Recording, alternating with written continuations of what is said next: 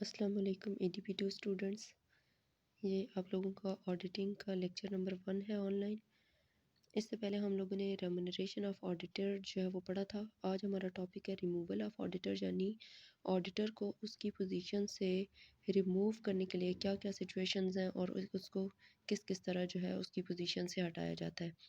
पढ़ते हैं। Following are the provisions of companies ordinance 1984 regarding removal of an auditor of the company.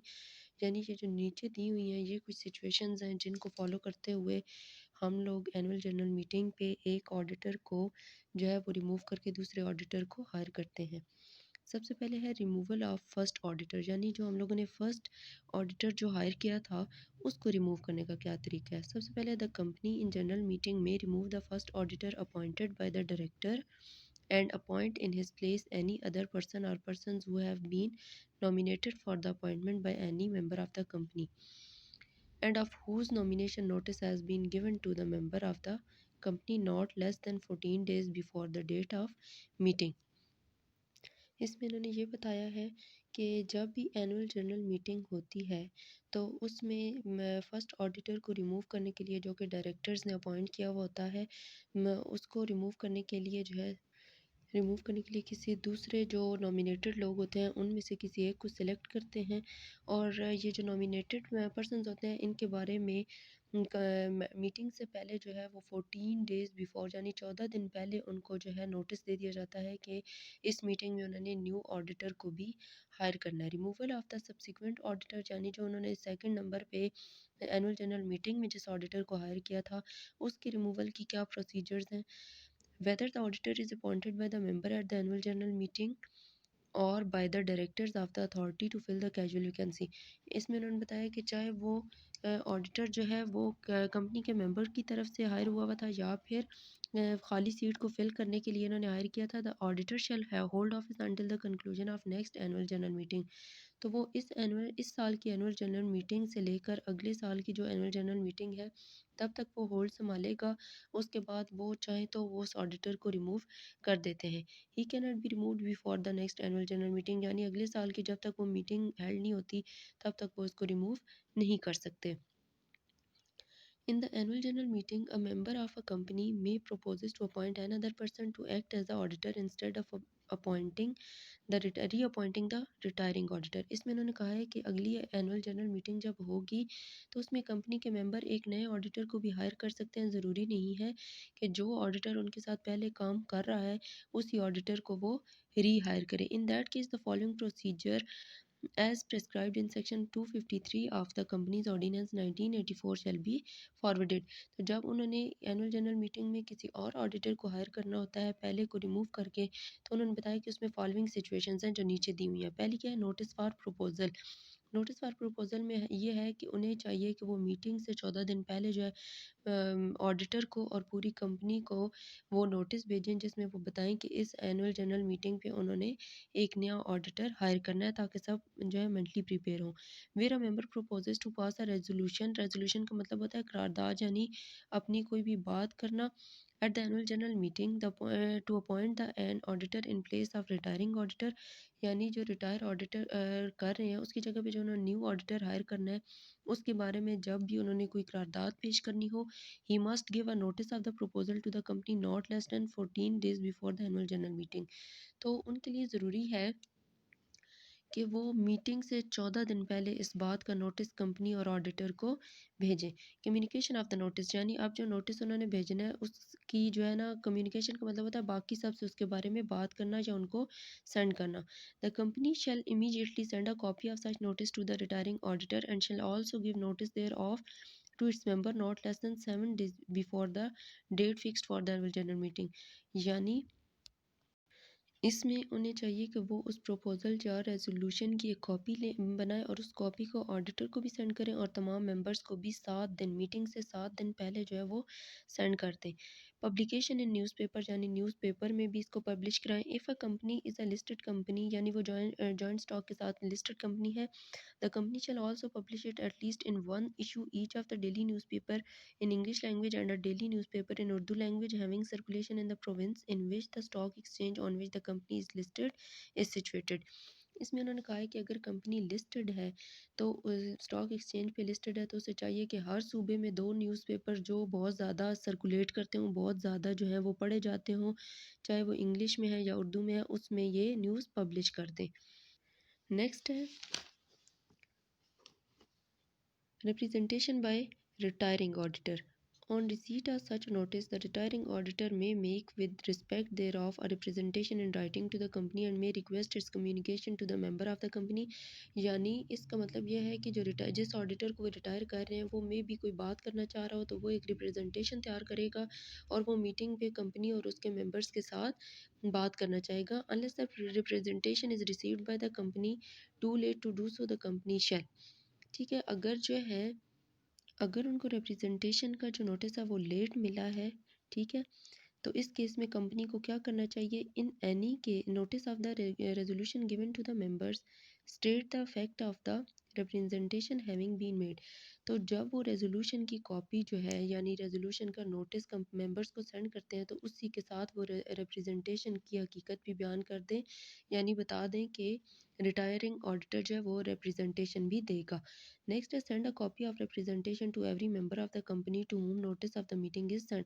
और दूसरी situation ये है कि जब भी उनको कॉपी सेंड करेंगे रिप्रेजेंटेशन की तो वो कंपनी को मीटिंग के बारे जब भी उनको मीटिंग की एक कॉपी सेंड की जाएगी या मीटिंग का टाइम बताया जाएगा तो उसी में उनको रिप्रेजेंटेशन की कॉपी भी सेंड कर दी जाए। Representation to be read out if a copy of the representation is not sent as above mentioned because it was received too late, यानी जो रिप्रेजेंटेशन की कॉपी है वो ऑडिटर की तरफ से अगर लेट हो जाए और because of the company default या फिर कंपनी की गलती की वजह से वो लेट हो जाए, the auditor may require that the representation shall be read out at the meeting। तो अगर वो रिप्रेजेंटेशन की कॉपी में ऑडिटर की वजह से या कंपनी की वजह से लेट हो जाती है तो कंपनी वालों को चाहिए या मेंबर्स को चाहिए कि वही रिप्रेजेंटेशन वो अपनी एनुअल मीटिंग पे रीड आउट करें सबके सामने। अब्यूज़ रिप्रेजेंटेशन यानी अब्यूज़ का मतलब होता है बदसलूकी करना, ऐसी रिप्रेजेंटेशन जो इखलाकी इक़दार के ख़िलाफ़ हो।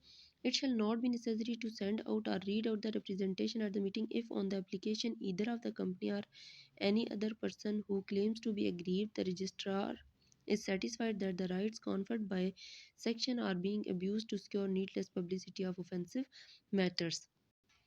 एग्रीव्ड का मतलब होता है मुतासरा और इसमें कॉन्फ्लिक्ट का मतलब होता है अता करना या उनको हक देना।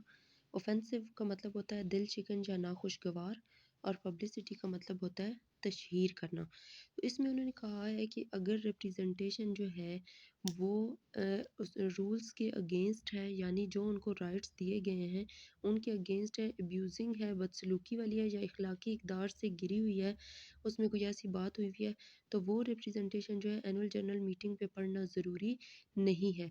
और इस बात को उन्होंने ये कहा है कि रजिस्ट्रार जो है वो इस बात पे सेटिस्फाइड है कि जो उनको राइट दिए हुए थे वो उन्होंने उसके अगेंस्ट जो है अब्यूज़मेंट की है। सो अपने ये मामलात को नाखुशगवार मामलात की जो है तशहीर करने की ज़रूरत नहीं है, इसलिए फिर वो रिप्रेजेंटेशन जो है उनकी रीड आउट मीटिंग में नहीं करेंगे। नेक्स्ट है इंटीमेशन टू रजिस्ट्रार। इंटीमेशन का मतलब होता है इत्तला देना, ठीक है। Every company shall within 14 days from the date of retirement, removal or otherwise ceasing to hold office of an auditor send intimation thereof in the registrar।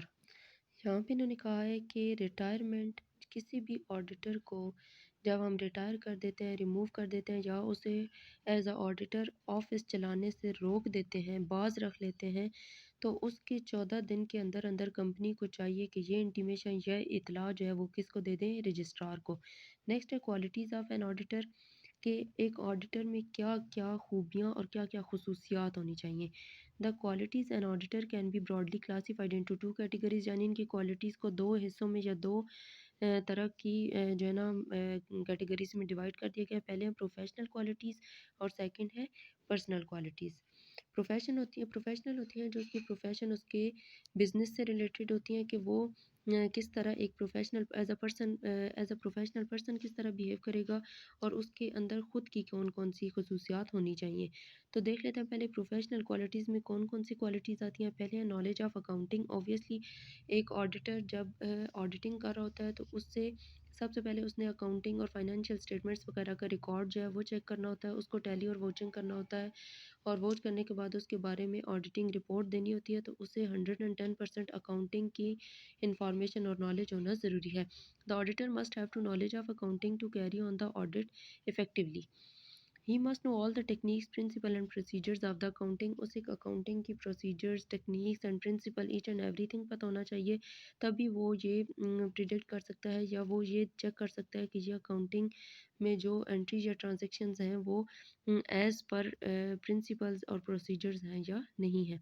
Knowledge of business law, obviously auditor को business law का भी जो है वो knowledge होना चाहिए, कैसे negotiation करनी है, कैसे कॉन्ट्रैक्ट्स को रखना है, कैसे कॉन्ट्रैक्ट करना है, बैंकिंग कंपनीज़ को कैसे डील करना है, और कौन-कौन से कॉन्ट्रैक्ट एक्ट्स हैं।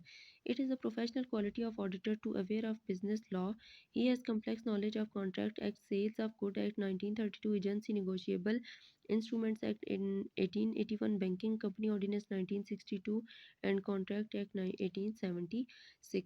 यानी उसे बिज़नेस लॉ के बारे में ये सारे जितने कॉन्ट्रैक्ट इन्होंने बताए हैं, ये एक्ट्स बताए हैं, इसके बारे में पता होना चाहिए। यही देखते हुए वो ये देखेगा कि जो कंपनी है उसके कॉन्ट्रैक्ट किस किस कंपनी के साथ चल रहे हैं, ठीक है, सेल और परचेज हो रही है तो उसमें नेगोशिएशन जो है, नेगोशिएशन कैसे कर रहे हैं और बैंक के साथ उनका कनेक्शन किस तरह का है। नेक्स्ट है knowledge of tax law. Tax authorities, tax department, उनके प्रिंसिपल्स, उनके रूल्स और उनके रेट्स, सारा कुछ जो है वो ऑडिटर को पता होना चाहिए। The auditor has the complete grip on income tax ordinance 2001, sale tax act 1990, excise and custom acts. यानी ऑडिटर को जो है वो इनकम टैक्स के से रिलेटेड भी पता होना चाहिए कि कितनी इनकम होगी, कितना टैक्स होगा, और सेल टैक्स के रिलेटेड और एक्साइज और कस्टम ड्यूटी यानी से एक्सपोर्ट और इंपोर्ट पे क्या सूरत हाल है, वो सारा कुछ भी पता होना चाहिए। नेक्स्ट है knowledge of cost accounting.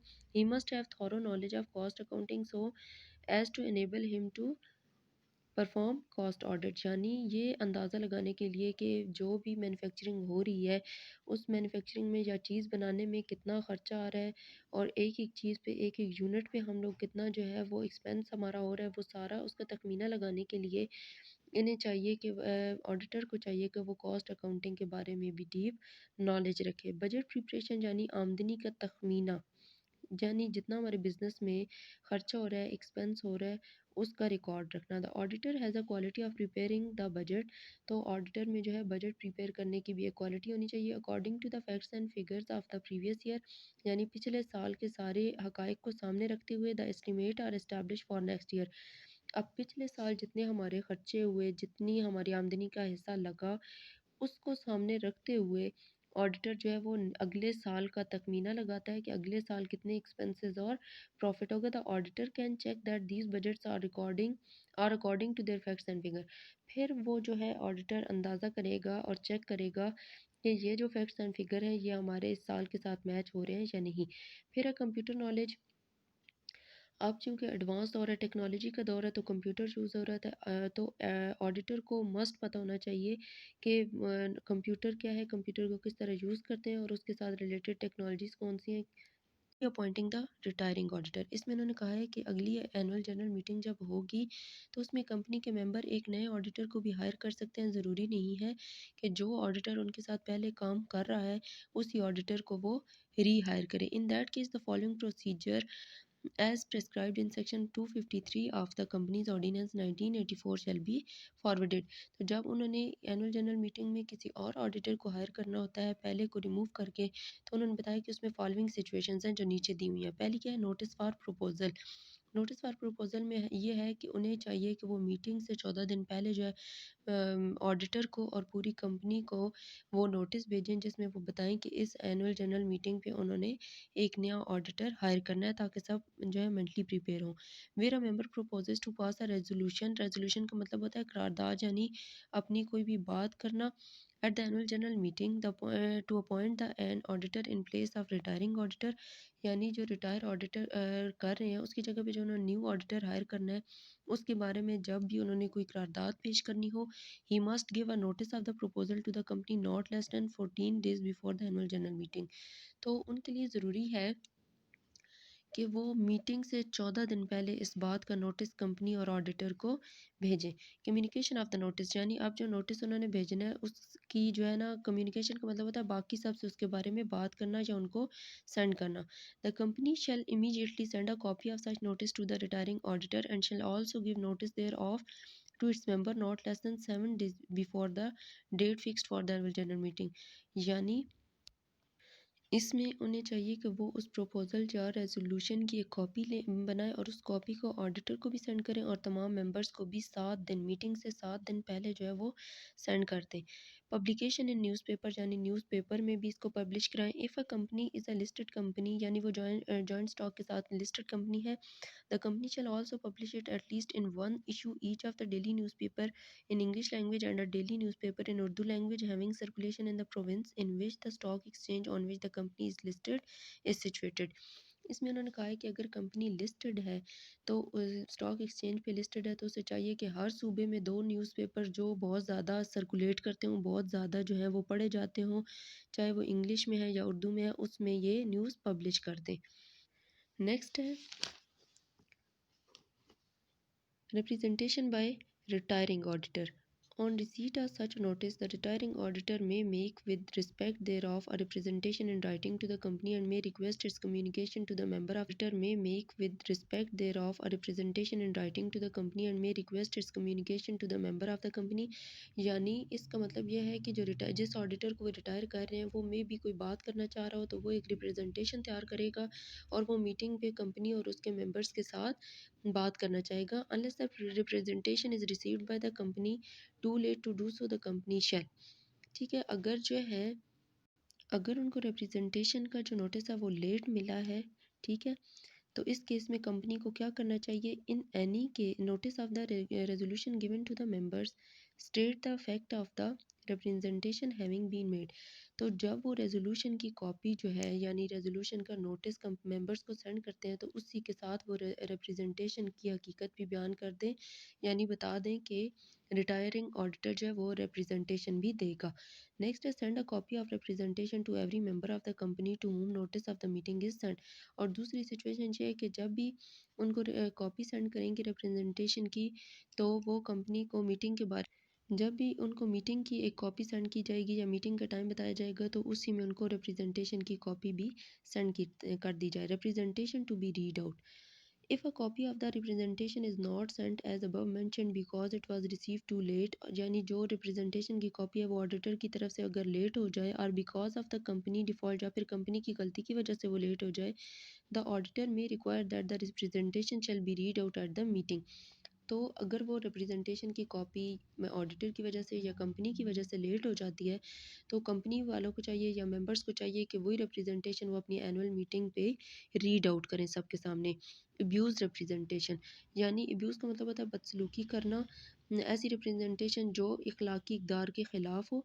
It shall not be necessary to send out or read out the representation at the meeting if on the application either of the company or any other person who claims to be aggrieved the registrar is satisfied that the rights conferred by section are being abused to secure needless publicity of offensive matters।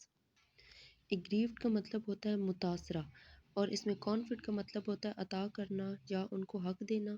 Offensive का मतलब होता है दिल शिकन या नाखुशगवार और publicity का मतलब होता है तशहीर करना। तो इसमें उन्होंने कहा है कि अगर रिप्रेजेंटेशन जो है वो उस रूल्स के अगेंस्ट है, यानी जो उनको राइट्स दिए गए हैं उनके अगेंस्ट है, अब्यूजिंग है, बदसलूकी वाली है या इखलाकी इकदार से गिरी हुई है, उसमें कोई ऐसी बात हुई हुई है, तो वो रिप्रेजेंटेशन जो है एनुअल जनरल मीटिंग पे पढ़ना ज़रूरी नहीं है। और इस बात को उन्होंने ये कहा है कि रजिस्ट्रार जो है वो इस बात पे सेटिस्फाइड है कि जो उनको राइट दिए हुए थे वो बार मामलात की जो है तशहीर करने की ज़रूरत नहीं है, इसलिए फिर वो रिप्रेजेंटेशन जो है उनकी रीड आउट मीटिंग में नहीं करेंगे।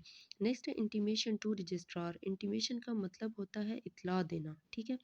Every company shall within 14 days from the date of retirement removal और otherwise ceasing to hold office of an auditor and intimation thereof in the registrar। यहाँ पे इन्होंने कहा है कि रिटायरमेंट किसी भी ऑडिटर को जब हम रिटायर कर देते हैं, रिमूव कर देते हैं या उसे एज अ ऑडिटर ऑफिस चलाने से रोक देते हैं, बाज रख लेते हैं, तो उसके 14 दिन के अंदर अंदर कंपनी को चाहिए कि ये इंटीमेशन, यह इतला जो है वो किसको दे दें, रजिस्ट्रार को। नेक्स्ट है क्वालिटीज़ ऑफ एन ऑडिटर, कि एक ऑडिटर में क्या क्या खूबियाँ और क्या क्या खसूसियात होनी चाहिए। The qualities an auditor can be broadly classified into two categories, यानी इनकी क्वालिटीज़ को दो हिस्सों में या दो तरह की जो है ना कैटेगरीज में डिवाइड कर दिया गया है। पहले है प्रोफेशनल क्वालिटीज़ और सेकंड है personal qualities.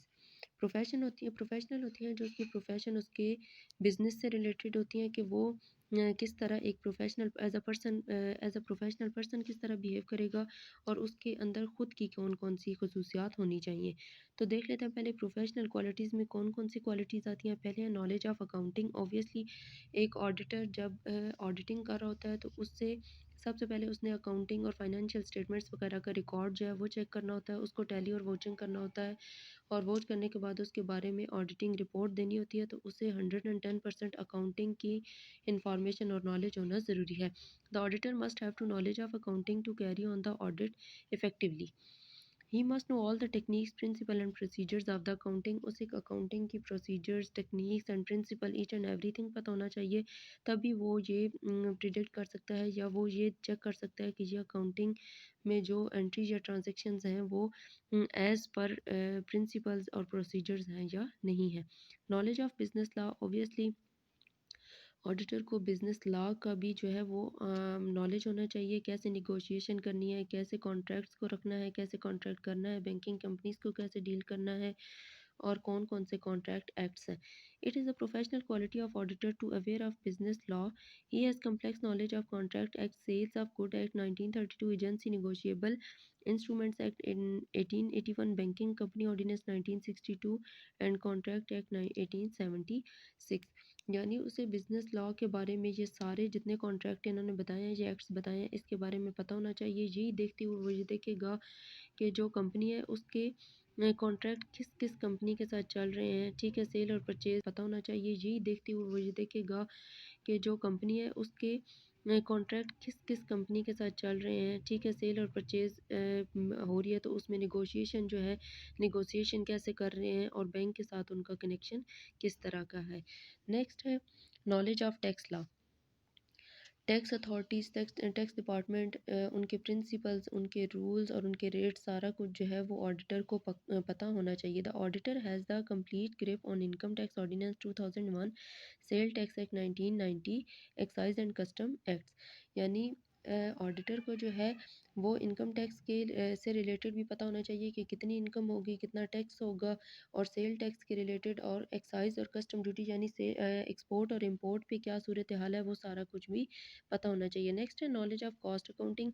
He must have thorough knowledge of cost accounting so as to enable him to perform cost audit. यानी ये अंदाज़ा लगाने के लिए कि जो भी मैन्युफैक्चरिंग हो रही है उस मैन्युफैक्चरिंग में या चीज़ बनाने में कितना ख़र्चा आ रहा है, और एक एक चीज़ पे, एक एक यूनिट पे हम लोग कितना जो है वो एक्सपेंस हमारा हो रहा है, वो सारा उसका तखमीना लगाने के लिए इन्हें चाहिए कि ऑडिटर को चाहिए कि वो कॉस्ट अकाउंटिंग के बारे में भी डीप नॉलेज रखे। बजट प्रिपरेशन यानी आमदनी का तखमीना, यानी जितना हमारे बिजनेस में खर्चा हो रहा है, एक्सपेंस हो रहा है, उसका रिकॉर्ड रखना। The auditor has a quality of preparing the budget. तो ऑडिटर में जो है बजट प्रिपेयर करने की भी एक क्वालिटी होनी चाहिए। According to the facts and figures of the previous year, यानी पिछले साल के सारे हकाइक को सामने रखते हुए the estimate are establish for next year.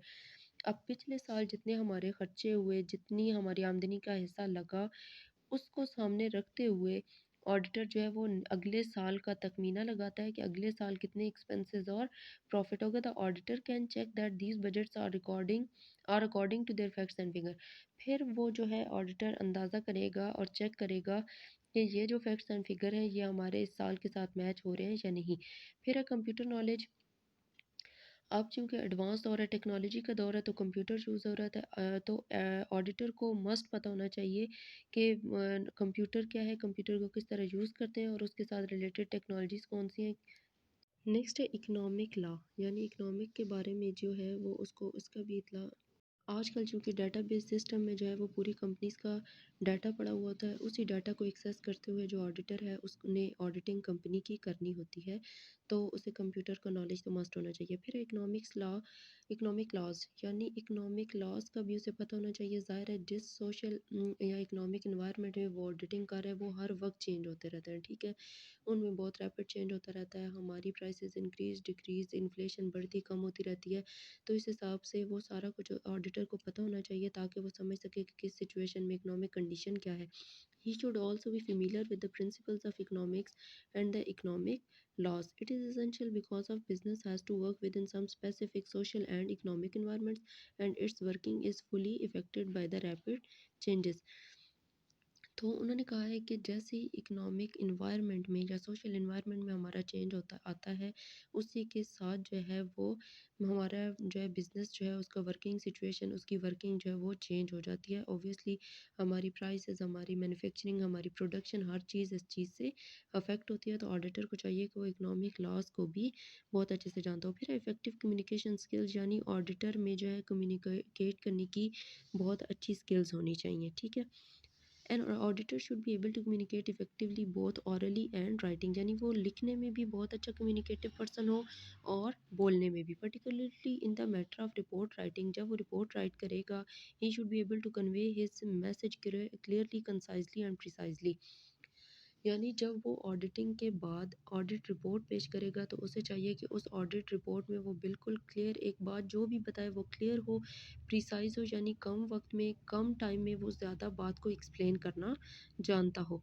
फिर है फाइनेंशियल एंड एडमिनिस्ट्रेटिव नॉलेज यानी उसे अपने सारे पैसे से रिलेटेड और एडमिनिस्ट्रेटिव यानी होल्ड मैनेज कैसे करना है एक ऑफ़िस को, एक चीज़ को, उस सारे के बारे में उसे इन्फॉर्मेशन हो, पता हो। He should have good knowledge of industrial management, financial administration and business organisation यानी वो इंडस्ट्री है या फाइनेंशियल मैटर है या बिजनेस ऑर्गेनाइजेशन है उसको मैनेज करने का भी सारा तरीका ऑडिटर को पता होना चाहिए। ज़ाहिर है जब भी एक ऑडिटर किसी कंपनी को या ऑर्गेनाइजेशन का ऑडिट करता है तो वो उसने पूरी मैनेजमेंट का जो है एटीट्यूड, बिहेवियर, उनके जो है डील करने का तरीका इसने सारा ऑडिट रिपोर्ट में मेंशन करना होता है। उनकी इफ़ेक्टिवनेस, उनकी एफ़िशिएंसी, उनकी जो भी केयरलेसनेस है वो सारा जो भी मैटर वो ऑब्ज़र्व करेगा उनकी मैनेजमेंट में, एडमिनिस्ट्रेशन में, वो सारा उसने ऑडिट रिपोर्ट में मेंशन करके अपने मेंबर्स को जो है वो कम्युनिकेट करना होता है, बताना होता है।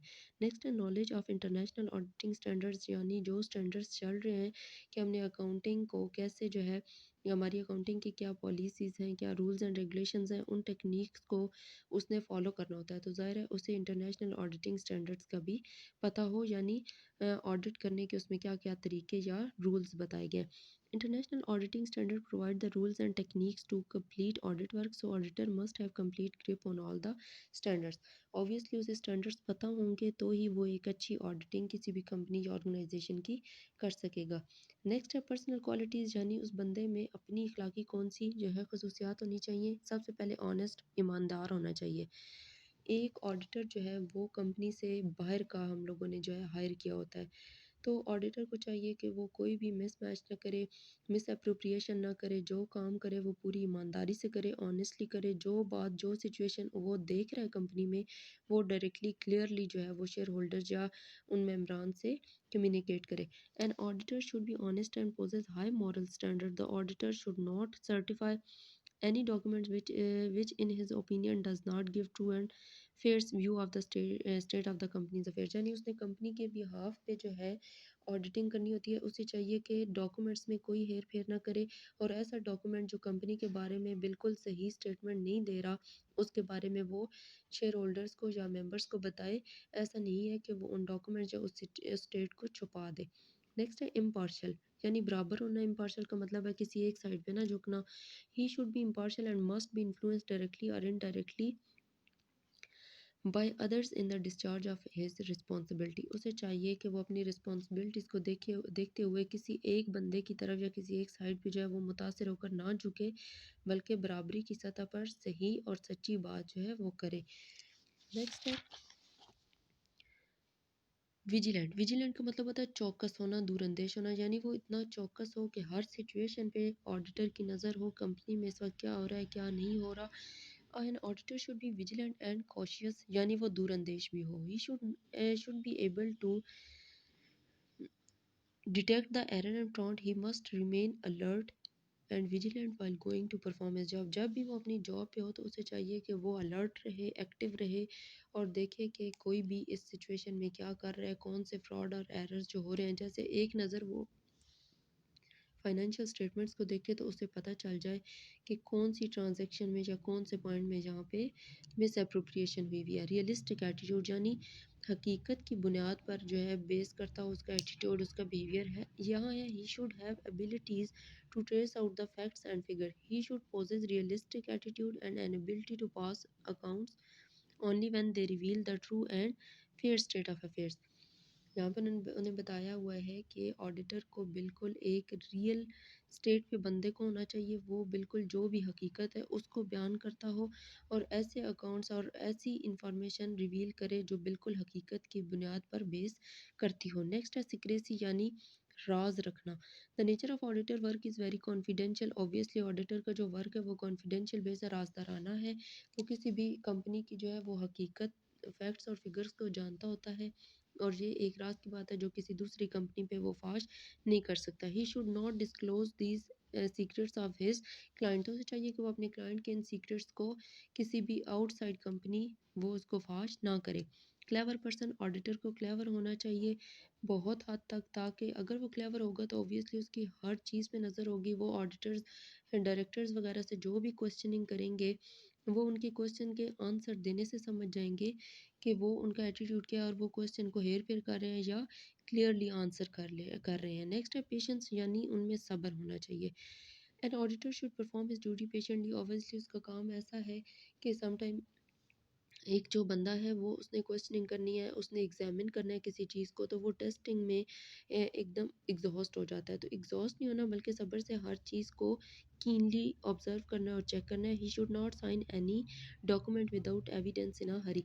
तो वो कोई भी डॉक्यूमेंट उस वक्त तक साइन ना करे जब तक उसको क्लियरली रीड आउट नहीं कर लेता. जल्दी में कोई भी डॉक्यूमेंट साइन करने का मतलब ये है कि ऑडिटर भी जो है उससे कोई ना कोई एरर हो रहा है या फिर कोई ना कोई फ्रॉड ऐसा है जो रह गया और वो डिटेक्ट नहीं हुआ. नेक्स्ट है लीडरशिप.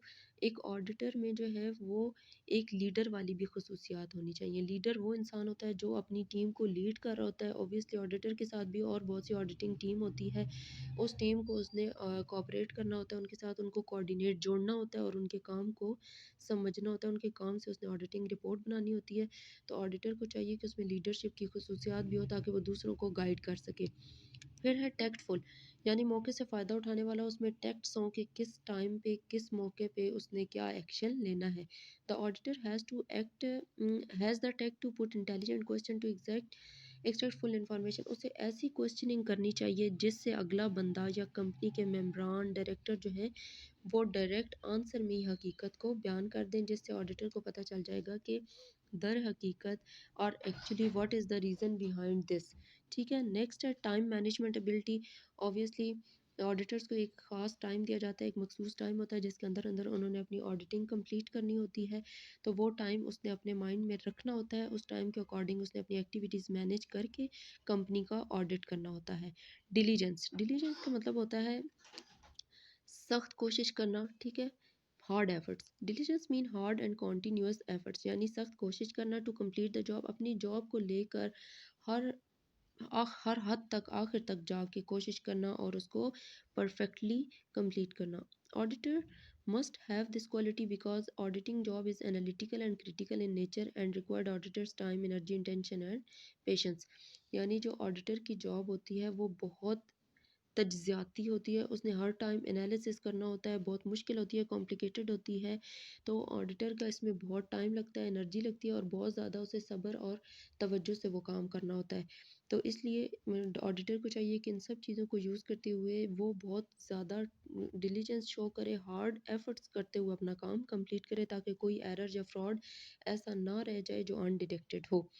कॉमन सेंस यानी कॉमन सेंस जो है वो ऑडिटर को यूज़ करनी चाहिए. ऑब्वियसली सम सिचुएशन ऐसी होती हैं जिसमें हम कॉमन सेंस को यूज़ करते हुए उस चीज़ का अंदाज़ा लगा लेते हैं कि वो किस सेंस में की गई है. He must possess some common sense.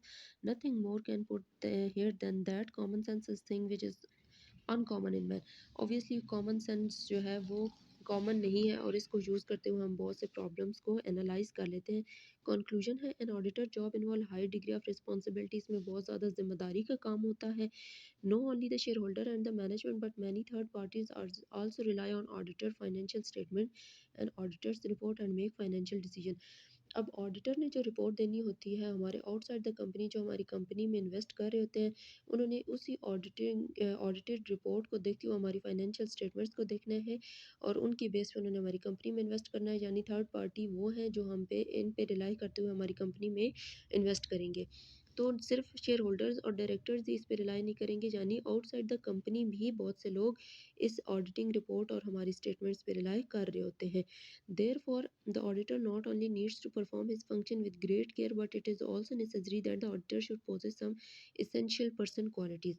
यानी सिर्फ उसके काम में हमें केयर की ज़रूरत नहीं होती, उसे चाहिए कि बहुत सी अपनी क्वालिटीज़ को जो है वो यूज़ करते हुए वो हर आखिर हद तक इसको परफेक्टली और एफिशिएंटली परफॉर्म करे, ताकि हर किसी को हमारी कंपनी के बारे में क्लियर जो है पॉइंट ऑफ व्यू मिले और उनको देखते हुए वो हमारी कंपनी के बारे में इन्वेस्टमेंट के डिसीजन लें या ना लें।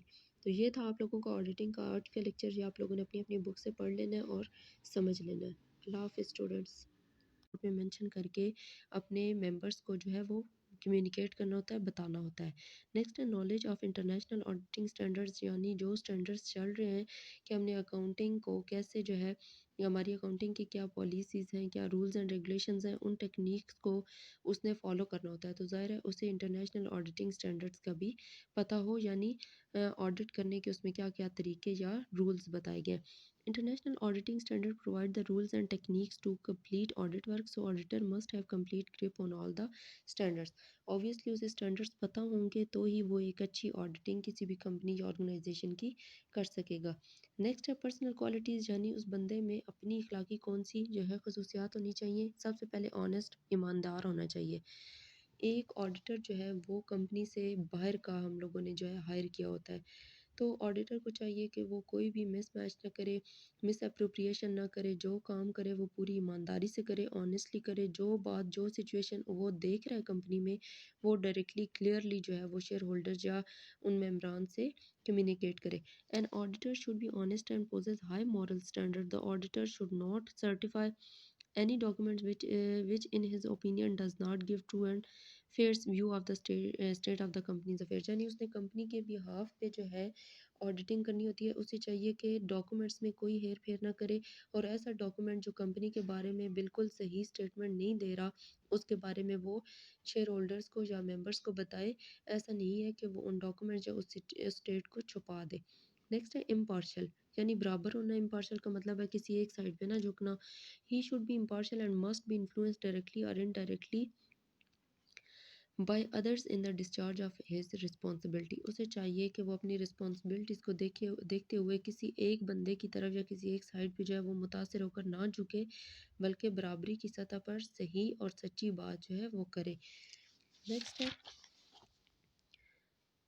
विजिलेंट। विजिलेंट का मतलब होता है चौकस होना, दूरंदेश होना, यानी वो इतना चौकस हो कि हर सिचुएशन पे ऑडिटर की नज़र हो कंपनी में इस वक्त क्या हो रहा है क्या नहीं हो रहा। An auditor should be vigilant and cautious, यानी वो दूरंदेश भी हो। He should be able to detect the error and prompt. He must remain alert and vigilant while going to perform his job. जब भी वो अपनी जॉब पे हो तो उसे चाहिए कि वो अलर्ट रहे, एक्टिव रहे और देखे कि कोई भी इस सिचुएशन में क्या कर रहा है, कौन से फ्रॉड और एरर्स जो हो रहे हैं। जैसे एक नज़र वो फाइनेंशियल स्टेटमेंट्स को देखे तो उसे पता चल जाए कि कौन सी ट्रांजैक्शन में या कौन से पॉइंट में जहाँ पे मिस अप्रोप्रिएशन हुई हुई है। रियलिस्टिक एटीट्यूड, यानी हकीकत की है कि कोई भी इस सिचुएशन में क्या कर रहा है, कौन से फ्रॉड और एरर्स जो हो रहे हैं। जैसे एक नज़र वो फाइनेंशियल स्टेटमेंट्स को देखे तो उसे पता चल जाए कि कौन सी ट्रांजैक्शन में या कौन से पॉइंट में जहाँ पे मिस अप्रोप्रिएशन हुई हुई है। रियलिस्टिक एटीट्यूड, यानी हकीकत की बुनियाद पर जो है बेस करता हो उसका एटीट्यूड, उसका बिहेवियर है। यहाँ है he should have abilities to trace out the facts and figure. He should possess realistic attitude and an ability to pass accounts only when they reveal the true and fair state of affairs. यहाँ पर उन्हें बताया हुआ है कि auditor को बिल्कुल एक रियल स्टेट पे बंदे को होना चाहिए वो बिल्कुल जो भी हकीकत है उसको बयान करता हो और ऐसे अकाउंट्स और ऐसी इंफॉर्मेशन रिवील करे जो बिल्कुल हकीकत की बुनियाद पर बेस करती हो। नेक्स्ट है सिक्रेसी यानी राज रखना। The nature of auditor work is very confidential. Obviously auditor का जो वर्क है वो कॉन्फिडेंशियल बेस है, राजदाराना है। वो किसी भी कंपनी की जो है वो हकीकत फैक्ट्स और फिगर्स को जानता होता है और ये एक राज की बात है जो किसी दूसरी कंपनी पे वो फाश नहीं कर सकता। He should not disclose these secrets of his क्लाइंटों से चाहिए कि वो अपने क्लाइंट के इन सीक्रेट्स को किसी भी आउटसाइड कंपनी वो उसको फाश ना करे। क्लेवर पर्सन, ऑडिटर को क्लेवर होना चाहिए बहुत हद तक, ताकि अगर वो क्लेवर होगा तो ऑब्वियसली उसकी हर चीज़ पे नज़र होगी। वो ऑडिटर्स डायरेक्टर्स वगैरह से जो भी क्वेश्चनिंग करेंगे वो उनके क्वेश्चन के आंसर देने से समझ जाएंगे कि वो उनका एटीट्यूड क्या है और वो क्वेश्चन को हेर फेर कर रहे हैं या क्लियरली आंसर कर रहे हैं। नेक्स्ट है पेशेंस यानी उनमें सब्र होना चाहिए। N auditor should perform his duty patiently. Obviously उसका काम ऐसा है कि समटाइम एक जो बंदा है वो उसने क्वेश्चनिंग करनी है, उसने एग्जामिन करना है किसी चीज़ को, तो वो टेस्टिंग में एकदम एग्जॉस्ट हो जाता है। तो एग्जॉस्ट नहीं होना बल्कि सब्र से हर चीज़ को कीनली ऑब्जर्व करना है और चेक करना है। He should not sign any document without evidence in a hurry. तो वो कोई भी डॉक्यूमेंट उस वक्त तक साइन ना करे जब तक उसको क्लियरली रीड आउट नहीं कर लेता। जल्दी में कोई भी डॉक्यूमेंट साइन करने का मतलब ये है कि ऑडिटर भी जो है उससे कोई ना कोई एरर हो रहा है या फिर कोई ना कोई फ्रॉड ऐसा है जो रह गया और वो डिटेक्ट नहीं हुआ। नेक्स्ट है लीडरशिप। एक ऑडिटर में जो है वो एक लीडर वाली भी खसूसियात होनी चाहिए। लीडर वो इंसान होता है जो अपनी टीम को लीड कर रहा होता है। ऑब्वियसली ऑडिटर के साथ भी और बहुत सी ऑडिटिंग टीम होती है, उस टीम को उसने कोऑपरेट करना होता है उनके साथ, उनको कोऑर्डिनेट जोड़ना होता है और उनके काम को समझना होता है। उनके काम से उसने ऑडिटिंग रिपोर्ट बनानी होती है। तो ऑडिटर को चाहिए कि उसमें लीडरशिप की खसूसियात भी हो ताकि वो दूसरों को गाइड कर सके। फिर है टैक्टफुल यानी मौके से फ़ायदा उठाने वाला। उसमें टैक्ट्स हों कि किस टाइम पे किस मौके पे उसने क्या एक्शन लेना है। The auditor has to act has the obviously auditors को एक ख़ास टाइम दिया जाता है, एक मखसूस टाइम होता है जिसके अंदर अंदर उन्होंने अपनी ऑडिटिंग कंप्लीट करनी होती है। तो वो टाइम उसने अपने माइंड में रखना होता है, उस टाइम के अकॉर्डिंग उसने अपनी एक्टिविटीज़ मैनेज करके कंपनी का ऑडिट करना होता है। डिलीजेंस, डिलीजेंस का मतलब होता है सख्त कोशिश करना, ठीक है। Hard efforts, diligence mean hard and continuous efforts यानी सख्त कोशिश करना टू कंप्लीट द जॉब। अपनी जॉब को लेकर हर हर हद तक आखिर तक जाके कोशिश करना और उसको परफेक्टली कंप्लीट करना।